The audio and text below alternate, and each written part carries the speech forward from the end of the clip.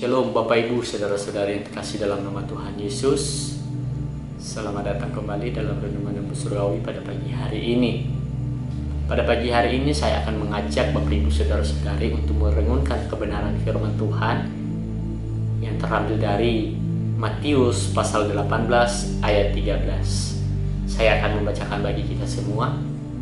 Dan aku berkata kepadamu, sesungguhnya jika ia berhasil menemukannya, lebih besar kegembiraannya atas yang seekor itu daripada atas yang ke-99 ekor yang tidak sesat. Saya akan memberikan judul pada pagi hari ini, perumpamaan tentang domba yang hilang. Di antara kita pasti pernah mengalami yang namanya kehilangan, entah itu barang atau orang yang kita sayangi. Namun alangkah senangnya ketika kita bisa menemukannya kembali, baik itu barang maupun orang yang kita sayangi. Demikian yang Tuhan Yesus ajarkan kepada para murid-muridnya saat menjadi gembala. Ia mengumpamakan tentang domba yang hilang dan bertemu kembali oleh pemiliknya. Jika kamu seorang gembala memiliki banyak domba, saat itu juga ada satu seekor domba yang akan hilang, pasti kamu akan terus-menerus mencarinya sampai engkau mendapatkannya. Karena ketika kamu menemukannya, satu ekor domba yang tersesat dan hilang tersebut, kamu pasti akan merasa senang ketika kamu bertemu dengan kembali. Lebih besar dibandingkan menggembalakan banyak domba yang tidak tersesat. Dari situlah Tuhan Yesus menekankan poin penting tentang perumpamaan domba yang hilang, karena pemilik domba lebih bahagia ketika bisa menjumpai seekor domba yang tersesat atau yang hilang. Dari perumpamaan tersebut kita bisa mendapatkan pelajaran yang sangat berharga, karena begitu besar kasih Allah kepada umatnya. Ia tidak menginginkan seseorang pun dari anak-anaknya yang hilang. Sebab itu Tuhan selalu mencari semua umatnya yang hilang untuk dibawa kembali kepada Bapa.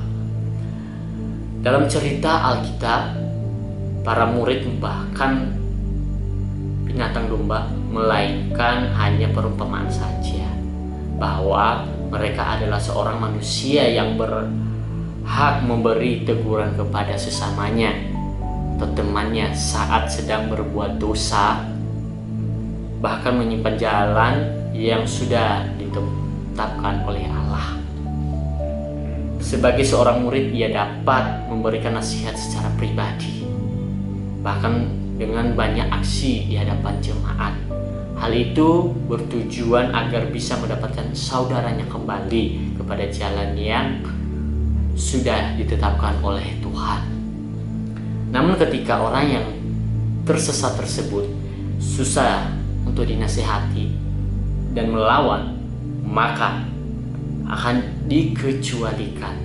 Matius pasal 18 ayat 15 sampai ke 17 mengatakan, dalam kitab tersebut Tuhan Yesus memberikan wewengan kepada semua murid untuk menentukan menerima atau tidaknya seorang yang hidup berjemaat bersama mereka pada waktu itu. Renungan pada pagi hari ini tentang kasih ini selalu mengajarkan begitu besar kasih Allah kepada setiap umatnya yang tersesat dan hilang. Di situ Tuhan Yesus menegaskan kepada kita semua bahwa Allah Bapa tidak akan membiarkan kita semua tersesat. Ia selalu mencari kita dan meluruskan jalan yang sedang kita tempuh. Demikian kita harus saling menegur ketika teman ada yang sedikit menyimpang untuk kembali ke jalan yang benar. Namun kita tidak boleh menghakiminya, melainkan selalu mengasihi orang semua. Demikian renungan pada pagi hari ini. Mari kita berdoa. Terima kasih Bapak, terima kasih Yesus buat hari ini kami bisa melakukan kebenaran firman-Mu. Kami bisa belajar tentang bagaimana perumpamaan tentang domba yang hilang. Kami juga mau terus belajar Tuhan, kiranya firman-Mu yang telah menguatkan kami kembali. Terima kasih Yesus, amin.